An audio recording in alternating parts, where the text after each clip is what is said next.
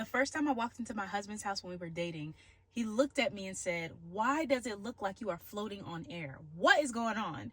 And it was at that moment that I realized he had never experienced a woman like me before. But what he didn't realize is I had spent at least 6 months at that time working on becoming that version of myself. Because just a year prior, I was crying in my bathroom, beating myself up, feeling terrified of what my next chapter after my divorce was going to look like, because my kids were no longer getting that two-parent household that I planned to give them. I actually thought that I had failed and that the type of love that I was really wanting was never going to find me, because I was questioning if it even existed. I grieved the life that I wanted for my kids. And after a while, I got tired of grieving. I didn't realize what it was called back then, but I activated my echelon alignment shift.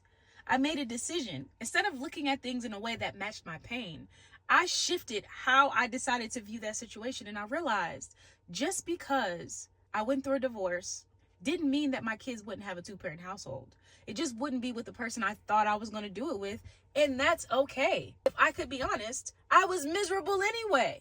So by the time I met my husband, I showed up as the woman I had trained myself to be. And the reason his experience was what it was is because most women do not do this, especially after a divorce. It's so much easier to stay stuck in that old life and in that old mindset than it is to push yourself to be that echelon woman. But I knew what I didn't want. I knew who I was, and I knew what I deserved. So when I walked into his house, it felt like it was mine anyway, because that was the energy. I knew he was going to be mine because I decided he was going to be. I didn't have to prove myself. I just had to be and be comfortable in being and receiving. That is the difference between women who are looking to be chosen, who overgive, people please, and operate in an energy that they think is open, but it's closed and doesn't allow themselves to receive what they say they want, and a woman who knows she is a prize. So my question to you is, which woman are you? Better yet, which woman do you want to be?